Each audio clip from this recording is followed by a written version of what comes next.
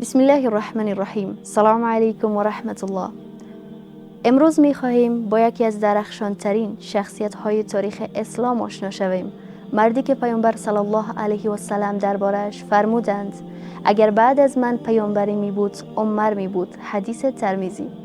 پس بیایید این شخصیت عزیز را بشناسیم. حضرت عمر بن خطاب رضی الله عنه دومین خلیفه راشد و یکی از عشره مبشره 10 نفری که بشارت بهشت برشان داده شده بود هستند. قبل از اسلام از بزرگان قریش و دشمن سرسخت مسلمانان بود، اما پس از اسلام آوردن اسلام را الله متعال به واسطه ایشان قدرت بیشتری داد و لقب ایشان فاروق به معنای کسی است که حق و باطل را از هم جدا می کند. حضرت عمر در خلافت خود به شدت به عدالت پایبند بود. در زمان قحطی خودش نان خشک و روغن می خورد تا با مردم برابر باشد. شبها لباس مبدل می پوشید و از حال مردم خبر می گرفت. با اینکه خلیفه بود می گفت اگر یک سگ در عراق گرسنه بماند عمر مسئول است. پیامبر صلی الله علیه و سلم فرمودند در این مورد در میان امت من الهام شدگانی هستند و اگر کسی از آنها باشد او قطعا عمر است. حدیث صحیح بخاری.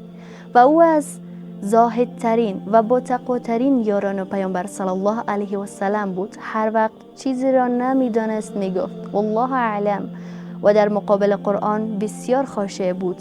بارها هنگام تلاوت آیات از شدت گریه بیهوش می شدند و حضرت عمر فاروق در محراب مسجد هنگام نماز توسط یک مجوسی به نام فیروز ابو لؤلؤ زخمی شد و پس از چند روز به شهادت رسید. او را در کنار پیامبر صلی الله علیه و سلم و ابوبکر رضی الله عنه دفن کردند که بعد الله متعال این توفیق را برایشان داد که در کنار یاران خود دفن شوند. پس دقایق پا به سالهای دور بگذاریم. زمانی که مرد از قبیله قریش با قلب پر از خشم نسبت به اسلام شمشیرش را برداشت و به سوی پیامبر صلی الله علیه و سلم رفت. اما در راه خبر آوردند که خواهرش مسلمان شده. با عصبانیت رفت، در زد و داخل شد و خواهرش را در حال تلاوت قرآن دید. خشونت کرد ولی کلمات قرآن دلش را نرم کرد. همان لحظه دلش لرزید، اشک در چشمانش حلقه زد و گفت مرا نزد محمد ببرید. و آن روز پیامبر صلی الله علیه و سلم در دارالارقم بودند. وقت عمر وارد شد اسلام آورد.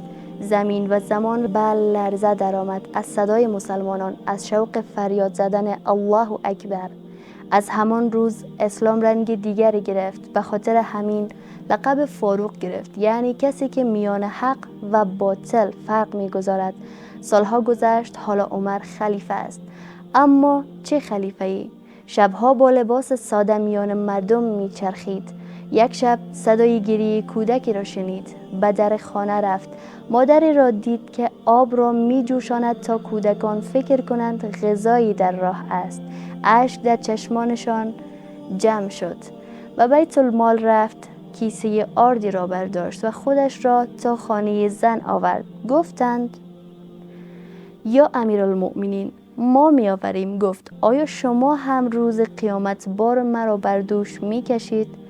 و روزی رسید که هنگام نماز در محراب با خنجر زهر آلود زخمی شد، اما حتی در لحظه آخر وصیت کرد که قرضهایم را بدهید و اجازه خواست تا کنار پیامبر و ابوبکر رضی الله عنه دفن شوند و این افتخار نصیبشان شد. پس بدان ای خواهرم داستان عمر داستان مردی است که از دشمن اسلام به ستون اسلام مبدل شد.